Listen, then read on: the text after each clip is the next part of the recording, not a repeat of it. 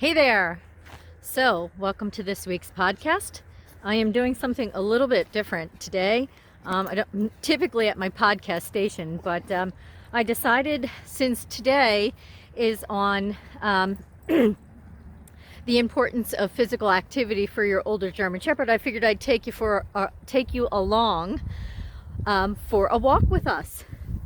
Now, my hair is a mess. I just took my hat. I had my hat on my head and I took it off. It's in my pocket.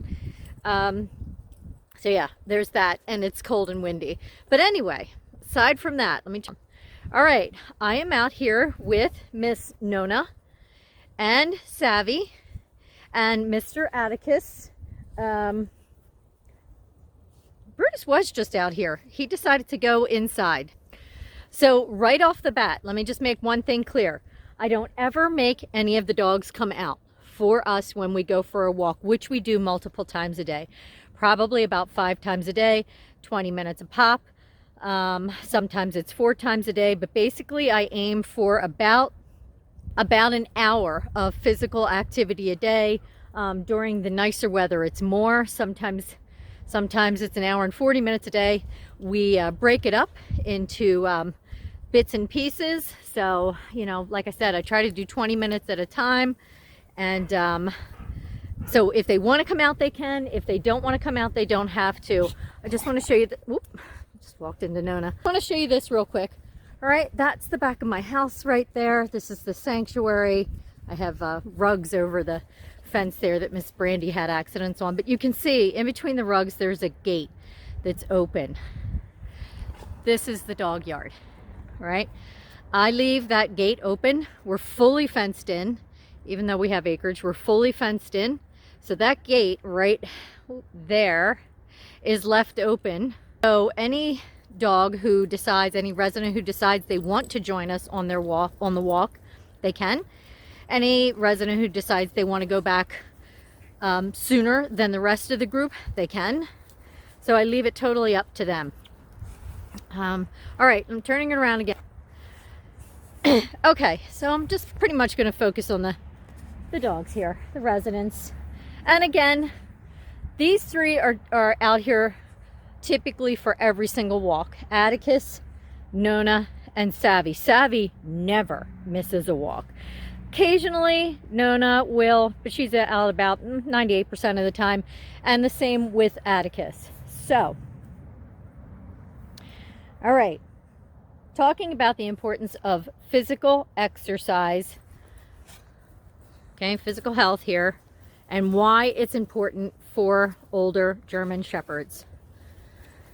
Okay, just because they're older does not mean that they shouldn't be physically active.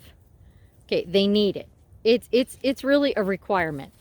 It's a requirement to keeping them happy, healthy, keeping their weight in check, improving their mobility. Right? And keeping them mentally stimulated, which we just talked about in the last podcast episode. Now, as you see, everybody's just doing their own thing. I let them sniff quite a bit. It's important for them to sniff. They're taking in a lot of information when they sniff. For those of you who have access to dog parks, or if you're walking in a urban, suburban type area, and other dogs are being walked, and there's dogs marking spots and whatnot, you'll see your dog stop and sniff, and basically they're taking in a bunch of information. It's like reading the Sunday paper for them. So it's important to stop and let them sniff. And I know it can be annoying. I used to live in a suburban area, and we walked our German Shepherds daily, multiple times a day. And oh my gosh, it was like, come on, can we just walk already? Because, they were stopping and sniffing so much. But it's important to let them sniff. All right, so how do I exercise the residents of Woody's Place? Well, you're looking at it. This is the primary way right here. Now, they're kind of milling around a little bit more because I'm recording. I do, you know, we do fall into a pattern where, okay, we sniff, we get that out of our system. We, you know, check out the goats and chickens. We get that out of our system. And then we cross the bridge over there and we start walking the trails or just walking the field, doing loops in the field. And start, you know, getting a pattern down, a walking pattern down. So basically, walking is the primary source of exercise for the residents here of Woody's Place. And because they're older, it has to be modified. Like I was just saying, you know, I basically go at their pace. Nobody's on a leash. So it's not like, oh, I have 3 dogs here and 2 can really motor along and 1 can't, and the one that can is, you know, suffering because he has to keep up or she has to keep up with the 2 that can. Everybody goes at their own pace. Everybody goes at their own pace. So sometimes we're spread out a little bit. So the walking, the exercise has to be modified, and I strongly suggest going at your dog's pace. Again, if you're even walking your dog and he's by himself and he's showing signs that, you know, he needs to slow down, please don't pull him along. Please go at his pace. And again, you may be wanting to go faster, maybe a little pressed for time or whatever, but look at Atticus's back end here. I mean, he's always had skin issues, folks, but his back end, you know, it's atrophied. He's going to be 13 here in December, but so that's not a pretty back end. I get that.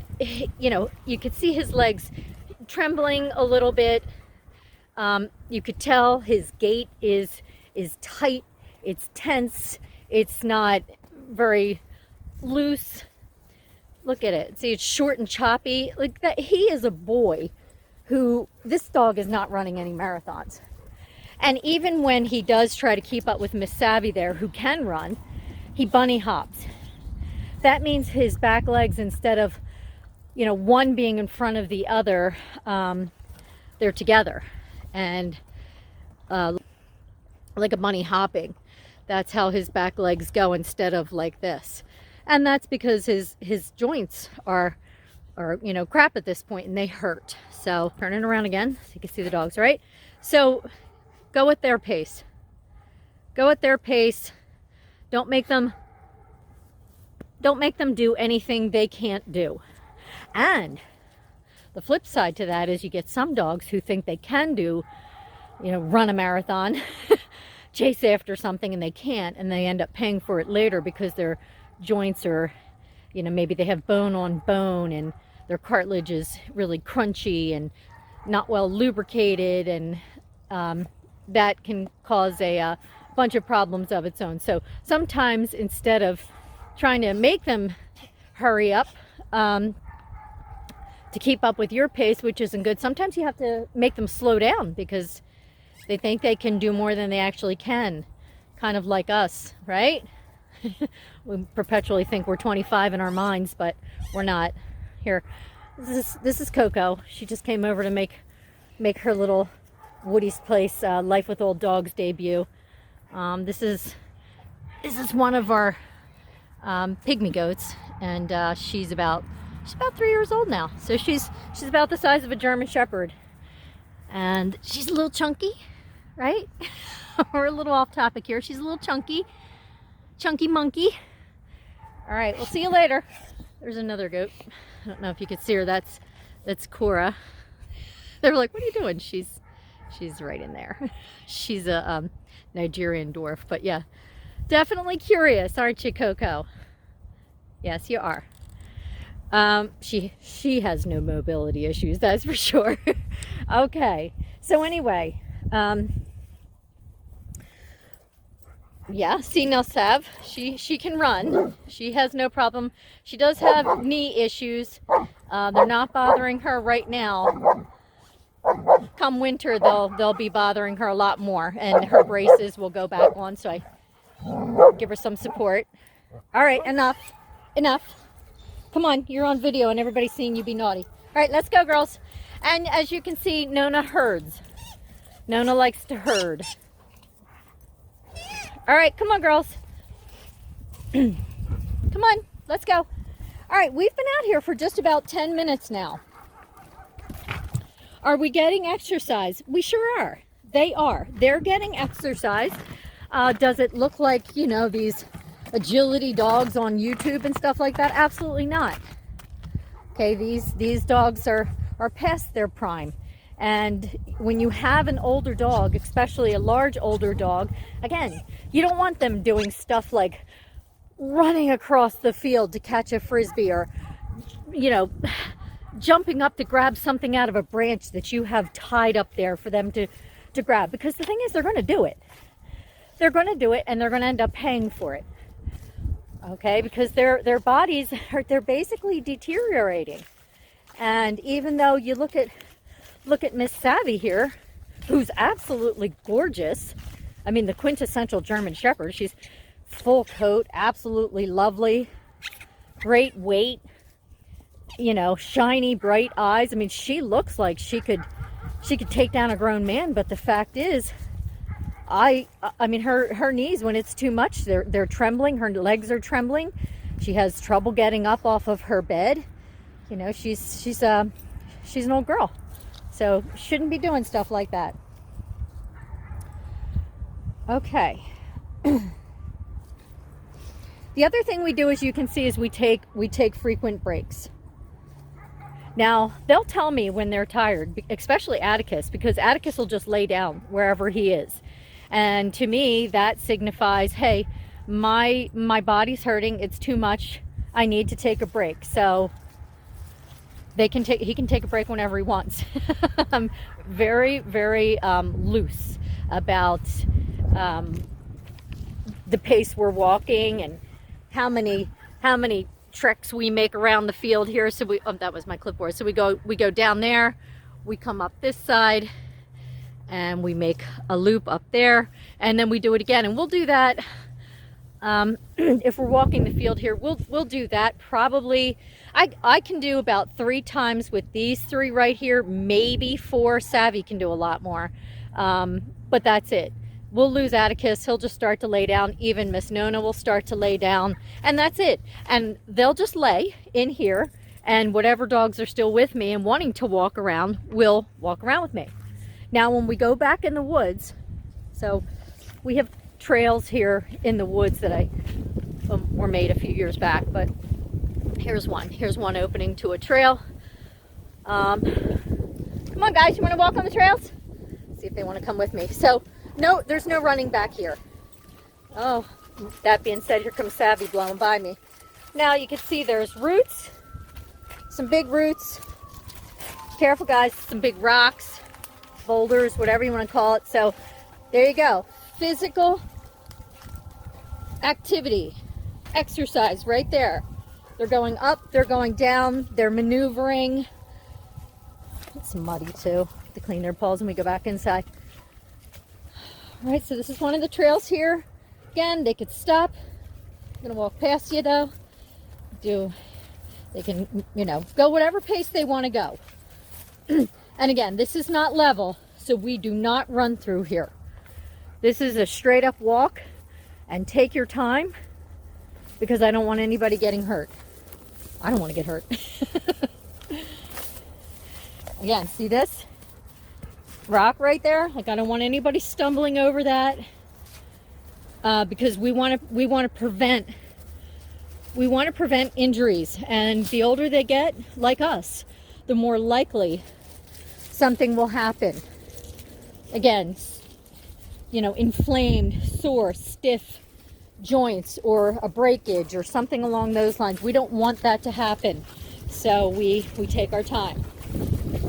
It's windy, and I'm typically not back here on a windy day, because as you can see, I don't want a branch coming down on any of us.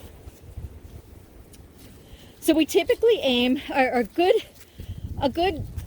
amount of exercise to aim for each day with your senior German Shepherd is about 30 minutes, and it can be broken up throughout the day.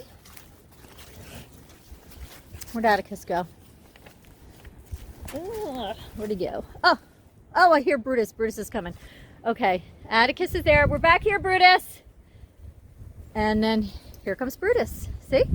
And there he is, trucking along. Brutus! He doesn't see me. All right, he figured it out. Now here he comes. Now see, he decided he wanted to join us. Now Brutus is really crotchety in the back end. He's very stiff. It just looks very sore. This boy, you know, you just saw him running at his full pace, and that was just to find us. Okay, here you are, sweet boy. All right. Okay, we're going to keep walking. Okay, here we go. So anyway, 30 minutes a day. Can be broken up into, you know, 10 minutes at a time if you'd like. It can be broken up into 2 15-minute treks outside if you'd like. If you are on a surface that's not like this, you know, if it's concrete, blacktop, stone, whatever, and you have dogs, German Shepherd with mobility issues, make sure their feet are protected so they're not scraping against the coarse surface and getting all banged up and bloodied, or worse, you know, infected. We don't want that. If you have a dog with degenerative myelopathy, you definitely want to have a wheelchair, a canine wheelchair for them. So even though their back end's not working, hopefully they can still pull themselves by their front end, and they're getting exercise that way. Oftentimes they'll get, you know, winded. So, you know, you definitely don't want them overdoing it in the wheelchair, canine wheelchair, and they should give you signs. You know, they're tired, they're panting a lot, they're standing more than they're going. So you need to be very conscientious of that. What's too much and what's appropriate for them. So it's all about modification. You can do the same exercises that you were doing before when they were younger, but it's all about modification. If you have access to a swimming pool or hydrotherapy, that's great for older German Shepherds. Absolutely great for older German Shepherds. It is, excuse me, I'm sorry, excuse me. It is a no impact or no weight bearing exercise and activity. It gets the blood flowing, increases circulation, helps build muscle mass, it improves joint health, and it does all of that without stressing out their joints and their bones. Again, it's just like us. So if you have access to a pool, use it. Now, if you have a German Shepherd, an older German Shepherd who can get in and swim, let them go. Let them get in and swim. If you have an older German Shepherd, again, who has degenerative myelopathy, you know, their back end's not moving, make sure they have a life vest on. Make sure you're in the pool with them and that they have a life vest on. And by all means, you know, don't ever let them in the pool unsupervised. It's really like children. Just, you don't leave them in there unsupervised. Okay, again, hydrotherapy. Unfortunately, we're about an hour and 10 minutes one way from hydrotherapy facility, which, you know, we have utilized in the past, and it was awesome, but it's you know, 2 hours and 20 minutes is a lot in my life to go a couple of times a week for hydrotherapy. At some point I'd love to be able to be closer to a facility to utilize it a little bit more. Okay, all right, so physical exercise, physical activity, exercise right here. This is really what they like to do. And we go to different places. We don't just stay here at the sanctuary. I mean, we have miles and miles and miles of hiking trails here in the lake region of the Poconos. There's no shortage of it. Lakes like you wouldn't believe. Again, we're in the lake region of the Poconos. Hi, buddy. How you doing? So yeah, no shortage of lakes. So we'll take the residents over to a lake my family built back in the 60s. I still have property there, and we'll take them and let them get in. None of them really get in and swim, but they go along the edge and, you know, kind of just piddle around on the edge of the water, and that's fine. No problem there. Come on, guys, we're going to start walking down because my fingers are getting cold. All right, supplements. Okay, so I hope everybody got that. Short, frequent walks is what we do. Walking at their own pace, letting them stop and smell quite a bit. We will play ball. There's no shortage of balls laying around here at the sanctuary. I will throw the ball for them to catch. I do not hurl the ball across the field. I mean, it's more or less like a gentle toss. Savvy, this way. Savvy, come on, good girl. It's more like a gentle toss. If I am gonna play catch with them, I always make sure we're not on a slippery surface, like either of the foot bridges, or if we're inside, I don't want them to be on a hard surface. I don't want them to fall. I don't throw it too high because I don't want them jumping. Little Miss Savvy here will jump. She'll try, but that's not good for her. Come on, guys. Now, supplements. Let's talk about supplements. Do I have residents here that are on like a carprofen or gabapentin? Yes, he's actually on both. Mr. Atticus is. I love the holistic approach, and that's my go-to. But let's face it, once they get to be about 13 or 15, like Brandy is, almost 15, sometimes they need prescription medication, and I'm not going to deny them that. All right, so yes, of course, I'm worried about their liver function and all that stuff, but at this point, it's a matter of keeping them comfortable. So I will use that. My go-to is Dr. Hemp Dog hemp oil. I can't say, hold on a second here, just trying to take my glove off. I can't say enough good things about the fine folks of Dr. Hemp Dog hemp oil. They actually reached out to me quite some time ago about their product and said they loved what we were doing and really wanted to contribute, and they have. I mean, they provide us with the product, and I am very impressed. I've tried lots of product just like it over the years, and have never really been too sure about it, but this I am sure about. And they back up their product with third-party studies, and they use the best plants and the most superior extraction, and their customer service is phenomenal. Oh my gosh, just phenomenal. You get free calls with them, and they educate you on their product and help you with dosing, the proper dosing. I mean, it's just phenomenal. I can't say enough good things about it. It's good for dogs, cats, and even horses. So how about that?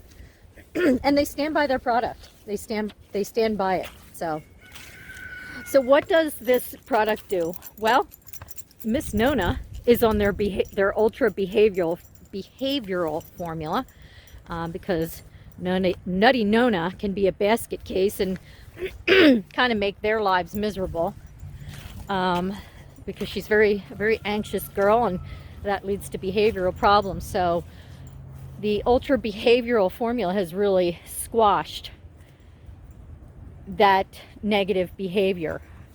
So we haven't called her Nutty Nona for a while. And I'm super grateful for that.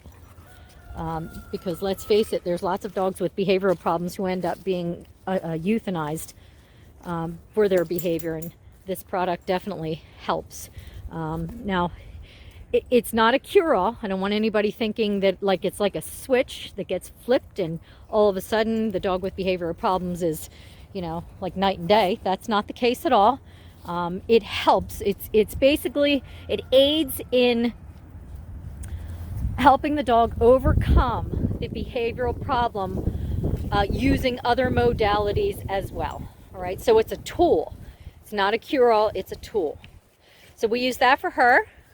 And now we're using their senior product for the rest of the crew, and that certainly helps with again, keeping them calm, keeping them feeling an overall sense of like things are okay, and it helps with their joints, their joint issues, inflammation and stuff like that. And it works. I'm super happy with it. You know, nobody gets sick from it. In the beginning, there is a little bit of an adjustment, and if you see any nausea or anything like that, you do need to cut back on the dosage, but the fine folks at Dr. Hemp Dog tell you all about that and how to handle that so that they're not getting sick from the initial few dosages. Yikes. Okay. Another product that I love is Antinol. Antinol is green-lipped mussel from New Zealand, and that also helps with joints and inflammation. Right? It's also great for the coat. All right, Miss Savvy girl, come on, let's start heading inside. My fingers feel like they're gonna break right off. Okay, 25 minutes and we're still out here. All right, here we are. All piling through the door. There we go. Okay, Sav. Okay, back inside now. Hands are like, look how red my fingertips are. They are like, ooh, cold, cold, cold. It's cold outside. All right, so in addition to the Dr. Hemp Dog hemp oil and the Antinol green-lipped mussel, lots of folks use glucosamine and chondroitin, and we will as well. Our other go-to is turmeric golden paste. I'll make sure I put the recipe for that we use in the show notes, and I'll also include information for Antinol and Dr. Hemp Dog. And we have a coupon code that you can use for Dr. Hemp Dog if you would like to try it, which I strongly suggest you should try it if you have an older German Shepherd whose joints are achy. Excuse me. So the coupon code's indefinite. You can use it as many times as you would like. So, and if you give them a call, do mention you heard it here on the Life with Old Dogs podcast and Woody's Place Senior German Shepherd Sanctuary. Turmeric is another wonderful anti-inflammatory agent. And it's natural, so who doesn't love that, right? And then in the golden paste also has coconut oil. We use the cold-pressed organic coconut oil, and that is a medium chain triglyceride. Did I say that right? Medium chain triglyceride? Yeah, that's it. ADHD, there we go. And that also helps with inflammation, and it also has antibacterial properties. So it's good for joints and the coat. My gosh, it helps with the coat too. Keep their coats shiny and all that stuff. I put a little on Savvy's nose for her hyperkeratosis. I have a little mixture that I make that's shea butter, vitamin E, and the coconut oil, and a little beeswax. And I put that on her nose when her nose is looking pretty rough and sore. So they're pretty much what we use for supplements to help with their joints, keep their joints lubricated and not so crunchy and inflamed and all that stuff. All right. I think I just about covered it out there on our half-hour walk or whatever it was, but that was a little bit longer than intended. So, but that's okay because they enjoyed it, and I just cast station now, and you can see these three they're like, yep, we're good.